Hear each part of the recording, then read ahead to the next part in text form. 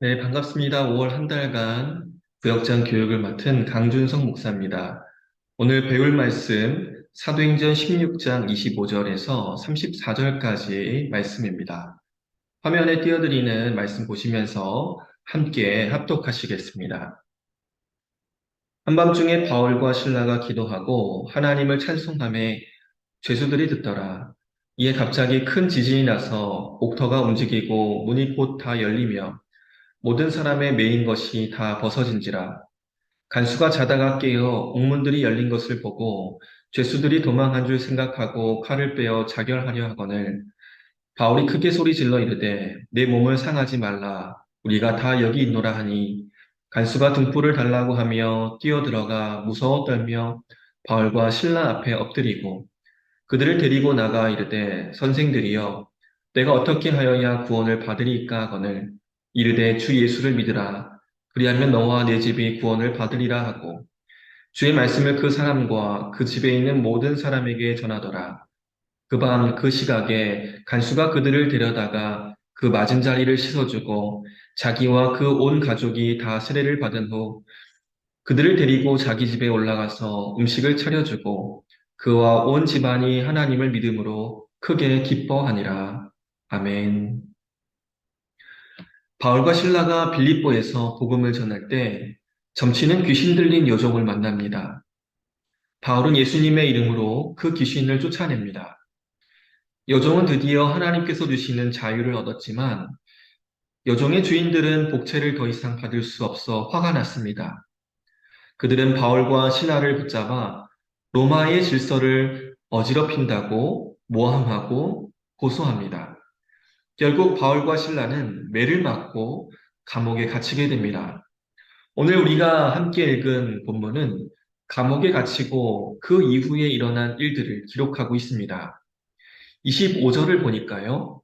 한밤중에 바울과 신라가 기도하고 하나님께 찬송했다라고 기록합니다.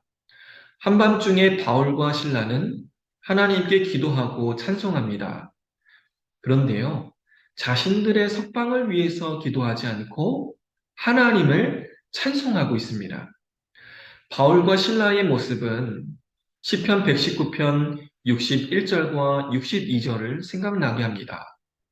시편 119편 61절과 62절을 공동번역 성경으로 보겠습니다. 악인들의 올가미가 내 주위에 두루 있어도 나는 당신의 법을 잊지 아니하리이다. 공정하신 그 판결들 한밤중에 일어나 감사기도 드립니다. 무슨 말입니까? 악인들이 나를 둘러싸고 모함합니다. 하지만 하나님께서 공정하게 판결해 주실 것을 믿는다는 고백입니다. 이러한 믿음이 있기에 시인은 한밤중에 일어나 하나님께 감사의 기도를 드리고 있는 것입니다. 바울과 신라 역시 공정하신 하나님께서 인도해 주실 것을 믿었습니다. 그래서 그들은 석방을 위해서 기도하지 않았습니다. 그들은 이미 풀려날 것을 믿었습니다. 그래서 믿음을 담아 하나님께 감사하고 찬양합니다. 바울과 신라가 이렇게 기도하고 찬양하자 놀라운 일이 일어납니다. 26절 말씀입니다. 이에 갑자기 큰 지진이 나서 옥터가 움직이고 문이 곧 다 열리며 모든 사람의 매인 것이 다 벗어진지라. 큰 지진이 나서 문이 열리고 발을 묶고 있던 것이 다 풀려졌습니다. 성도 여러분, 살다 보면 때로는 억울하고 답답한 일이 있습니다. 그때 바울과 신라처럼 공정하신 하나님을 믿음의 눈으로 바라볼 수 있기를 소망합니다. 우리를 사랑하시는 공정하신 하나님께서 우리의 억울함을 풀어주시고 선하신 길로 인도하여 주실 것입니다. 여기까지가 배경 설명이었고요. 이후에 나오는 말씀이 오늘 우리가 나눌 주제와 관련되어 있습니다. 27절을 보시면 간수가 자다가 깨어 옥문들이 열린 것을 보고 죄수들이 도망한 줄 생각하고 칼을 빼어 자결하려고 했다 합니다. 죄인들이 도망가지 못하도록 막지 못했을 때 간수가 받는 처벌이 매우 무거웠나 봅니다. 그때 28절 보시면 바울이 크게 소리 지르며 내 몸을 상하지 말라. 우리가 다 여기 있다. 황급하게 간수를 말립니다. 간수는 무서워 떨며 바울과 신라 앞에 엎드립니다. 아마도 앞이 보이지 않는 캄캄한 감옥 속에서 바울과 신라를 신적인 존재로 여겼던 것 같습니다. 간수는 바울과 신라를 밖으로 데리고 나와 이렇게 질문합니다. 선생들이여, 내가 어떻게 하여야 구원을 받으리이까? 간수는 지진이 신의 진노 때문이다라고 생각했습니다. 그래서 자신이 어떻게 해야 구원을 받을 수 있는지 질문하고 있는 것입니다. 이에 바울과 신라는 복음을 선포합니다. 31절 말씀입니다. 이르되 주 예수를 믿으라. 그리하면 너와 내 집이 구원을 받으리라. 우리의 어떤 행위가 아니라 오직 예수 그리스도를 통해 그 믿음으로 구원을 받는다라고 말씀하고 있는 것입니다. 이 복음을 받아들인 간수는 가족들에게 복음을 듣게 하였고 34절 보니까 온 집안이 하나님을 믿음으로 기뻐하였다라고 기록합니다. 여기서 우리는 온 집안이 하나님을 믿음으로 기뻐하였다라는 말씀을 주목해야 합니다. 이제 간수의 가정은 하나님께서 함께 하시는 가정, 하나님이 다스리시는 가정이 되었습니다. 하나님이 다스리시니 부모는 자녀를 사랑하고 자녀는 부모를 존경하며 서로를 위해 기도하는 가정이 된 것입니다. 오늘 이야기는 이렇게 해피엔딩으로 마쳐집니다. 그런데 저는 그 이후가 궁금합니다. 간수의 가정은 그 이후 어떻게 살았을까? 성경은 간수의 온 집안이 하나님을 믿음으로 기뻐하였다. 여기까지만 기록하고 있습니다. 이후에도 계속 기뻐하고 행복해하며 서로를 사랑하며 살았을까요? 아마 그렇지 않았을 것 같습니다. 때로는 싸우고 다투고 미워하는 일이 있었을 것 같습니다. 왜냐하면 저의 가정도 그렇기 때문입니다. 우리 모든 가정들이 다 그렇기 때문에 그렇습니다. 지지고 볶고 싸우고 갈등이 없는 가정은 세상에 없습니다.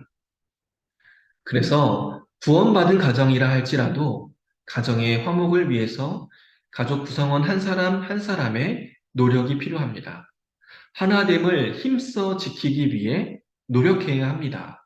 그럼 화목한 가정을 이루기 위해서 어떻게 해야 할까요? 요즘 유튜브 보니까 김창옥이라고 하는 분이 강연을 많이 하시더라고요. 그분의 강연을 하나 들어봤는데요. 그 중에 한 이야기가 마음에 참 와닿았습니다. 가족 간에 화목하려면 어떻게 해야 하나요? 라는 질문에 그분이 이렇게 답변하시더라고요. 가족을 너무 사랑하려고 하지 마세요. 너무 사랑하려고 하지 마세요. 이상하지 않습니까? 화목을 위해서 서로 사랑해도 모자랄 것 같은데 너무 사랑하려고 하지 말라. 그러면서 이렇게 말씀하시는 거예요. 사랑하려고 하지 말고 예의를 지키려 하십시오. 예의를 지키고 매너 있게 말하고 행동하십시오. 예의와 매너 없는 사랑은 존재하지 않습니다. 예의를 지키지 않는 사랑은 가장 폭력적입니다. 저는 이 이야기를 들으면서 에베소서 6장 2절과 4절 말씀이 떠올랐습니다. 내 아버지와 어머니를 공경하라. 이것은 약속이 있는 첫 계명이니 또 아비들아 너희 자녀를 노엽게 하지 말고 오직 주의 교훈과 훈계로 양육하라. 자녀는 부모를 공경하라. 이 계명은 10계명의 다섯 번째 계명입니다. 부모를 공경하지 않게 되는 때가 언제입니까? 부모가 힘이 없을 때, 부모가 나이 들고 힘없고 경제 활동을 할 수 없는 노인이 되었을 때, 부모를 공경하라라고 하는 것은 이제 내게 더 이상 부모가 도움이 되지 않는다고 해서 부모를 함부로 대하지 말라라는 것입니다. 4절에서는 부모가 자녀를 노엽게 하지 말라라고 합니다. 자녀를 자기의 소유물로 생각하고 자기 마음대로 함부로 대해서는 안 된다라는 것입니다. 하나의 인격체로 존중하라라는 것입니다. 그렇습니다. 가족의 화목을 위해서 우리는 무엇을 해야 됩니까? 예의와 매너를 지켜야 합니다. 성도 여러분, 우리의 가정에 이러한 예의와 매너가 있기를 소망합니다. 부모를 공경하고 자녀를 노엽게 하지 않으므로 우리의 가정이 가정 천국이 되어질 수 있게 되기를 우리 주님의 이름으로 간절히 축원합니다. 이제 구역에서 은혜를 나누는 시간을 갖겠습니다. 세 가지 주제를 드립니다. 첫 번째, 주님을 믿지 않는 가정이 불행하다고 말할 수밖에 없는 이유는 무엇입니까? 두 번째, 행복한 가정이 되기 위해서 예수님을 모신 가정이 되어야 하는 이유는 무엇입니까? 세 번째, 화목한 가정을 유지하기 위해서 결단해야 할 것들은 무엇입니까? 충분히 나누신 후에 찬송하시면서 구역 헌금하시고 주기도문으로 구역 예배를 마치시기를 바랍니다.